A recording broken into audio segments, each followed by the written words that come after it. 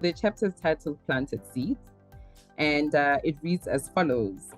A conversation I had with my father as a 5-year-old planted a seed in me. I was intrigued and drawn by a painting that hung on the wall in the passageway between the bathroom and the dining room at 511K. It was a painting of a striking, chocolate-skinned, round-faced, tearful young girl with piercing almond-shaped eyes and curly hair. In her, I saw myself. Like me, she had big eyes, a long forehead that led to a flat and broad nose, and a thick mane on her head. Her lips were full, but her expression was hopeless, masked by visible pain. The painting was signed Verna at the bottom. Despite my best endeavors, I have not been able to locate the identity of the artist. My conversation with my father went on something like this. Babam, why is she crying and why are her clothes torn? Babam responded with distant eyes. She is crying because her land was taken away from her. This conversation and the answer given by my father would occupy and haunt my entire being. It was prophetic. I would spend the next 35 years of my life subconsciously seeking the answer to the reason why this young black girl, who looked a lot like me, could possess such sadness. I grew up picturing and visualizing myself over and over again, standing in front of a courtroom, defending the rights and interests of Black landlessness in that painting. But why as a 5-year-old were you particularly moved by her? Yeah, I think this image would be striking to a 5-year-old precisely because at the time, I think the television was new in South Africa. And in that time, the images that we're seeing on the television were not images that were us, where you weren't seeing Black figures. And so this painting to me, apart from the fact that I found her eyes very haunting, it was something that referenced me back. It was like looking at myself in the mirror. And when you then, I suppose, started developing the desire to fight for her, at a time where you have people fighting on the streets, right? Politically, a very difficult time growing up. Was politics an option for you? Was, kind of getting on the streets where with the fight in that way, what was being waged, was that ever an option for you? So no, I think yes and no. Yes, because with my household being highly politicized, I didn't know that it was politicized. I just thought that was the way of the world. Yeah. So you grew up in a household where you're hearing from your grandmother, Amabunu have taken a neighbor's child. And you were smelling tear gas almost on a daily basis. And you would see the Caspers arriving. And I kind of got a sense that there was something unjust that was going on. I didn't just hear it, but I saw it. So in a way, I don't think that I had a choice to be interested in politics. I was simply just born into a world that was masked and covered in the politics of the day. To sidetrack for a moment, a huge chunk of, I think the first couple of chapters were so familiar about growing up in Lokshini and what that sort of experience, what was like. Do you find at times that there is some sort of a romanticization of the township? No, so I have a very different view from that. And I have to be honest and sincere about that. Yeah. To say, let alone how townships were created and why they were created, and take away the apartheid special planning and taking away all of that. Yeah. I was fortunate to be in a household that I still, even today, I still felt that my childhood was joyous. Yeah. And I still felt that I was protected, and I still felt that I was loved and revered. But that is, I accept that was just the microcosm of my own experience. But I think it's also very dangerous to not think of townships in a layered way. Yeah. Where it's not. It is true that people found their joy. It is true that people found community. It is true that people found themselves in music. People we're hoping for a different day. And I think that that is a narrative that it does not necessarily take away from the reality of the fact that these were almost like concentration camps. So it was important for me to not phrase it as a time of just pain, because it really wasn't for me. I read this in one sitting because it flows incredibly well, right? And there were things that would frustrate me, but it was such an enjoyable journey. One that, again, I could locate myself in it, even though there's probably a 10-year gap between us. I could locate myself in it because I live in Johannesburg. I'd be very interested and curious in hearing how folks who are from elsewhere find themselves. And so for people who have had the opportunity or fought their way through the system and get themselves to an institution of higher learning, like a VET or any of the other great institutions we have in the country, as a Black person, there's a lot that would be familiar. So let's talk a bit about how your journey to the University of the Witwatersrand and the actual commute, right, from home to the institution, really illuminated or began to highlight for you injustice in the country, inequality, the role of politics, and how you then begin to find where you fit in this South Africa. Yeah. So I think there's a friend of mine who was giving me feedback about, they loved the Wits chapters because, they were in the same era, they were in the same generation. And another friend said, well, I didn't grow up in Soweto, I grew up in rural Eastern Cape. I don't know how relatable this is going to be. But why I was deliberate also about my trips to where my mother came from in Marapiane, which is a rural village. Yeah. And the rural villages in the Transkei, was to try and sort of show or demonstrate that whether you come from an urban setting, suburbia, township, rural, land is central. So I think I've still, even though my grounding and the plot is mainly in Johannesburg and urban Johannesburg, whether that's Soweto or Highlands North, I went to school, is to kind of, even for the person who grew up in Highlands North, who is white and Jewish, they must also have a distinct picture of how their classmate, someone that they were sitting next to, was experiencing life very differently from them. Yes. And yet were treated as if we're in the same level.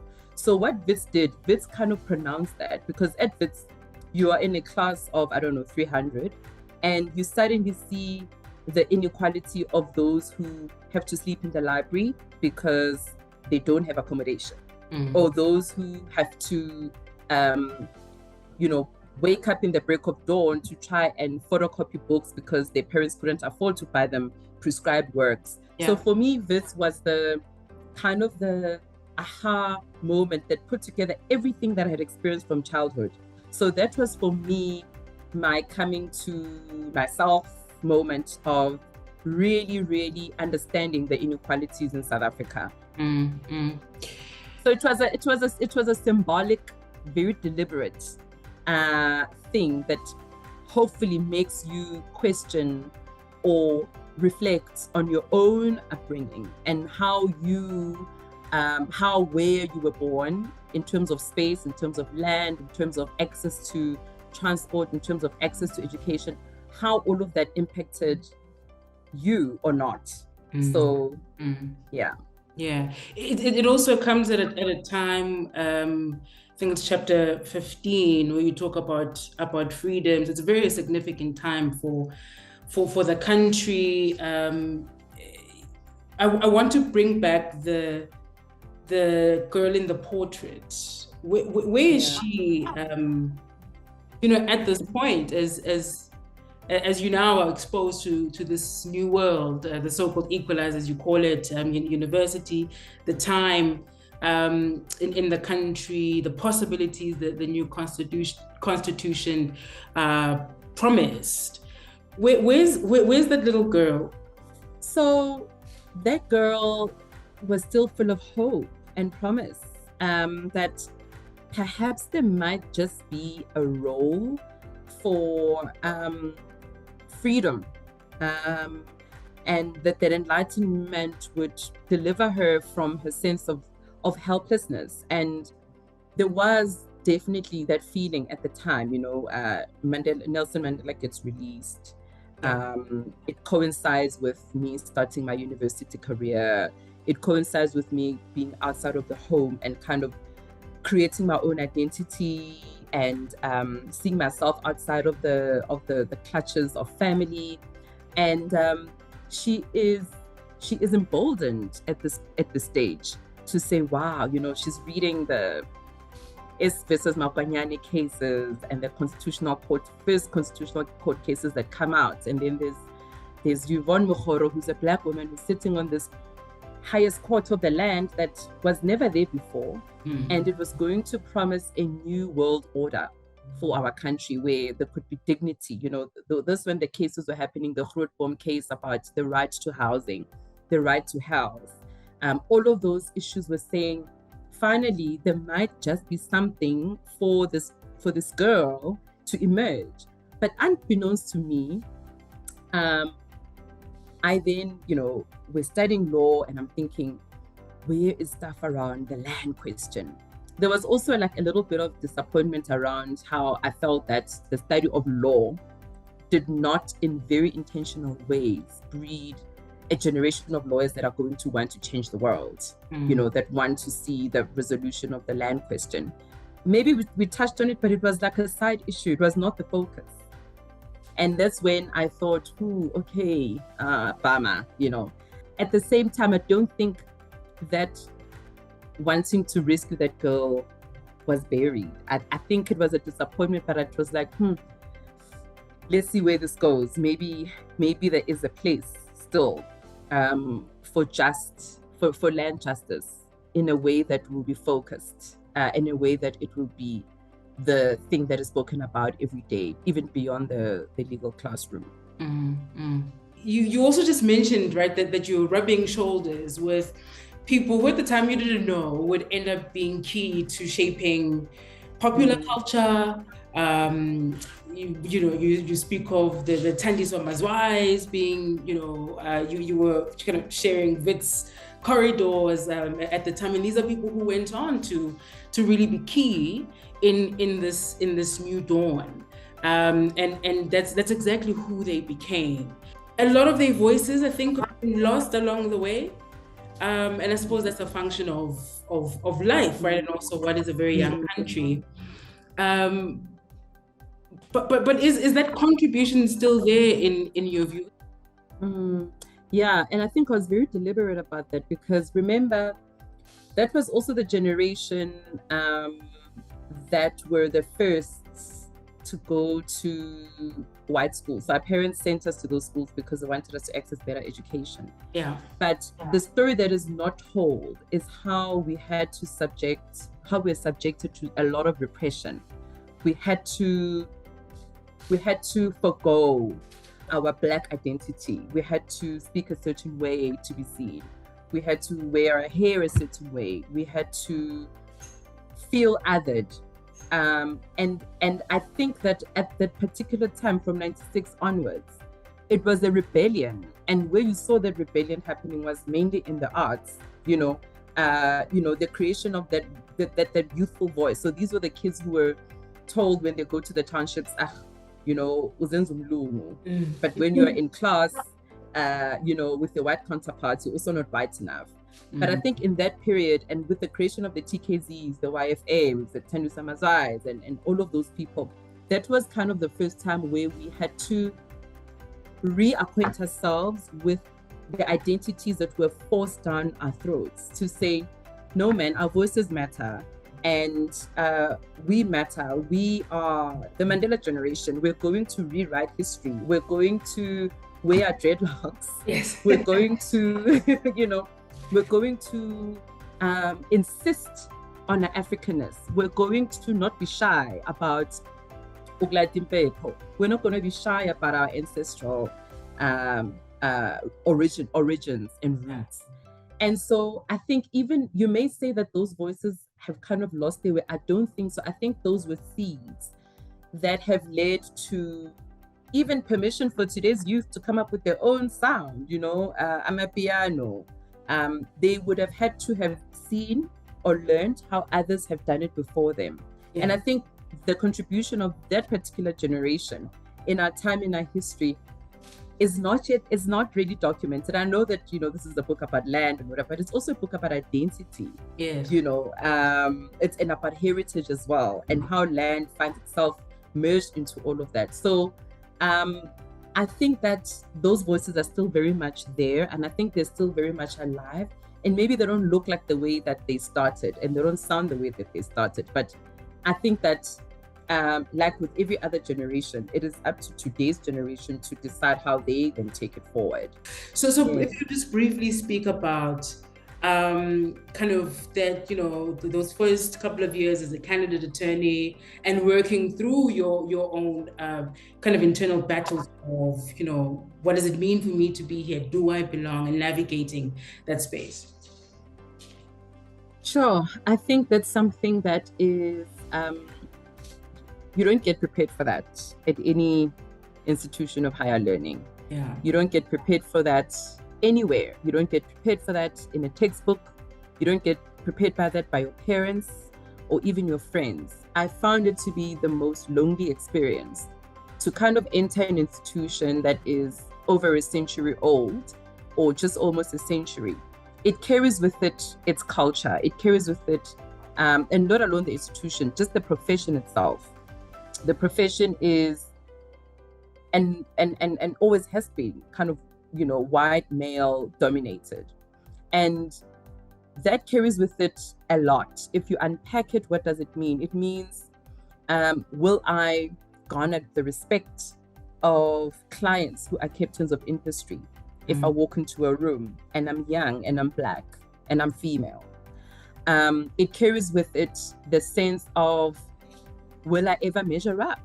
Will I, and you also carry your own baggage, right? And your own burdens. By the time every South African Black person, I don't care who you are, by the time you enter the world of work, you've already experienced very systemic and systematic racism and even gender bias, that you kind of clothe yourself with that when you enter into a world of profession or a world of work. And it becomes difficult to distinguish when it is your ability that has been questioned or whether it is your gender and your race. It was until I realized that actually nobody is going to see me and see excellence as a matter of course. Nobody's just going to bless me with a level of respect that is warranted, similar to my other colleagues. So it was a very self-reflective journey that happened over many years, where I think that the voice of my grandmother stuck with me. Her voice always said to me, for example, my grandfather always said, "Uligqwetha lethu," from when I was a little kid. And because I revered him so much, I believed him.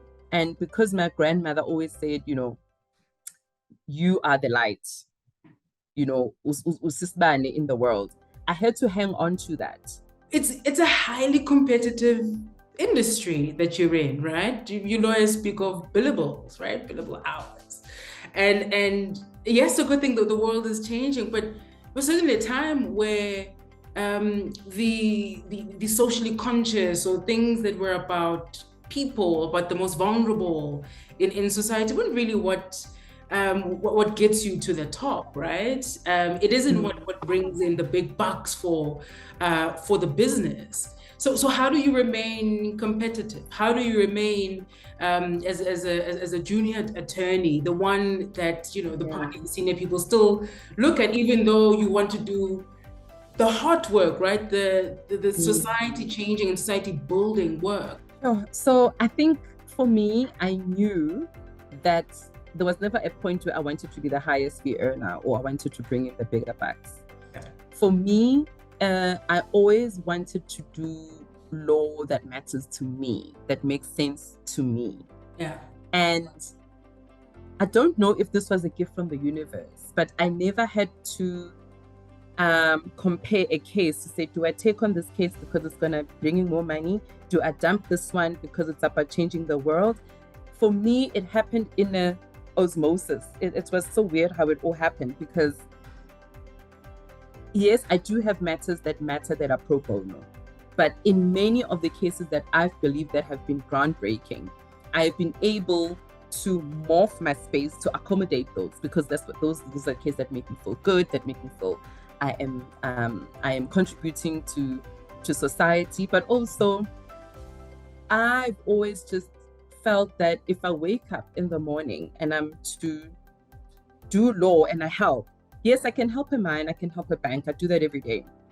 But for me, it was, again, that little girl. How are you progressing the land question? That has always been my thing. And I found it. You'll be so surprised how you find that even in the big corporate cases. So I was pleasantly surprised by how possible it is to do meaningful work within a sphere of commercialism and corporate. And isn't that what this whole notion is about sustainability and environmental social governance? That's what it's about. It's about, you can be a profit-making entity that is well-versed, that cares about the communities around them. You can be stakeholders. You can see them as stakeholders, and as opposed to seeing them as just people that you need to accommodate because you need to submit your BEE, or because you know it's a tick boxing exercise. I've come to see in real life, real time, the possibility of that actually happening. I thought we'd go into one or two of the cases that you cite here, but I won't do that. Let's talk broadly about perhaps some of the, the dynamics that you encounter. Often when we, as a country, have this, and I wonder if we have even begun to have the conversation, the full conversation about land in the country. Obviously the advent of the EFF coming in certainly I think amplified part of the conversation, certainly not nearly all of it. Where you have families who maybe there's some sort of conflict there. Then there's the role of traditional leaders. If we're thinking Guanyama Trust and all of that. So you're managing a number of dynamics in one go. Perhaps just speak a bit about those dynamics. So are there any in particular maybe that have surprised you the most, moved you the most, saddened you maybe the most? You've asked a very important and very difficult question. So you're navigating a space where someone could be a head of a mine and they're totally oblivious to the strife that has been caused by communities on one hand. On another, you're navigating a space where, in another example, you're a mine and you've gone backwards, beyond and backwards, because you really do see the value in coexisting with your communities, but you don't have the necessary government support. You end up having to do public service work. So you end up having to provide water, you're having to provide electricity, you're having to provide housing. And these are the issues that actually should be dealt with by the government of the day. So you're also handling and you're seeing the incapability of the state in this whole thing.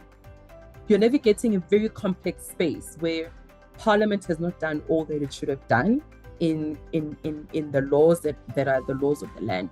You are slap bang in the middle of nuance, complexity, and the sad part, I have a case that I started, actually the first land claim that I started that is still yet to be concluded till this day. That makes me really, really sad. And not because of anything else, but the ineptitude of the officials involved. But also you have some sympathy for the officials involved, because in that land claim, you have other competing claimants who also believe that they are also the rightful owners. And you also worry about the resourcing, the people that are tasked with delivering land reform, that's the commission. You realize that they receive the least budget. I think sometimes it's even said that the budget for the blue lights is way bigger than the budget to deliver land reform in South Africa. So you're dealing with all of these structural issues that sometimes, more often than not, they're actually not in your control. And I think that's what actually galvanized me to write this book and why it came out the way that it did, because I could have just finished the book just writing my personal story, but I felt if you don't write about the actual cases, and if you don't write about the recommendations that came out from that panel, and if you don't write about the potential solutions, it would have been a missed opportunity. Some people have said, we loved part one because it's so personal, it makes us touchy-feely. We don't really like part two because it gets to this whole land thing, and we don't really. So I felt that it needed to be spoken. And yes, I know part two does not read as, sentimentally, but I think that's where I put the reality onto the table about the challenges that we have in the land reform. And someone will take it forward and do something else with it. But for me, it was a conversation starter. And it was also to say that it's not, no one lawyer can do this. It's whatever you can do in your own space that you occupy. Briefly, let's also talk about how we use the phrase, the land question. I think over time, the phrase has made me uncomfortable, but again, engaging a lot more of this work, you recognize why it's a question, because it isn't actually black and white, right? Might there be an alternative to that phrase, to the land question, and what might that be, I wonder? Have you ever thought of that? So I don't usually, maybe I do, maybe I have, I don't know. I also don't like the land question as a phrase, but I think what we need to talk about is land reform, because when you say the land question, everyone says it's so emotional, it's such a sensitive issue. And yes, I get that. Of course it is. It's an emotive issue. But I think the moment you start talking about land reform, it's like, okay, it's no longer a question, how do we reform the land issue? How do we then put solution? What is the way forward? And then you can start to unpack other questions.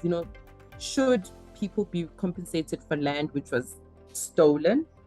And other people will say, but don't say the land was stolen. Our people fought hard for it. There was a battle. It wasn't stolen. We fought. So when the moment you stop using it as a question and you start thinking about it as a transformative justice imperative, then I think it broadens the question beyond just kind of us lamenting it. It also says we can be part of the solution. You then were on this panel. Let's move on to the panel itself. And congratulations. I mean, it's a couple of years later, but it's an incredible opportunity, isn't it? Thank you. To contribute to the country in this way. Just briefly, the experience there. You were with other leading minds on these issues. How did that influence really and shape the work that you continue to do outside of your work on the panel? Yeah, I think it was very instrumental and key, because you suddenly don't look at the issue as a legal question. Because you're dealing with, you've got historians, you've got economists, you've got farmers, you've got people in agriculture.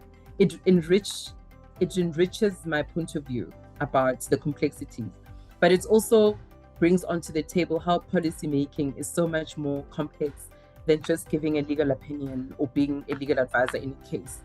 It broadens your perspective, but more than that, it also gives you, it gave me the proximity to being able to say, I don't believe that this is going to work, at the level that it matters.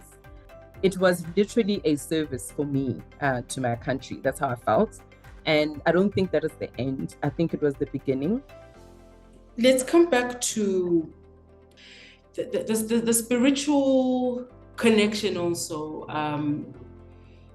that I suppose you're engaging with the cases that you run, but also your own.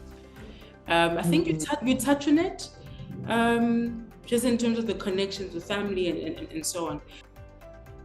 Yeah, it certainly continues. And I think it's linked to the earlier issues that we're discussing around how do you then find belonging. I think for me, it was up until I also got awoken to my own spirituality that I was able to become the lawyer that I am to Umangosi, who was lamenting seeing the graves of her father in Nelspruit.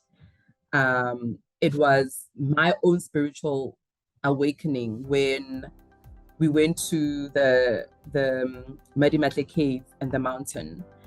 It was almost as if it was like an out-of-body experience where I experienced those cases less so as a trained lawyer than it was about just a child of Africa and a child whose history is built on so much bloodshed over land. And it's also understanding why land is so important to Africans. So that's why those cases, to me, are not just what I do, but that's who I am. That's why we are all here. So I did it very deliberately to even have a specific chapter about, even as hopeless as things may need to be, those spirits are not going to rest until they get what they need to get.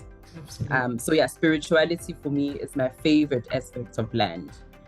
It took me a long time to discover that a sense of belonging is not something that is gifted to you in a beautifully wrapped box.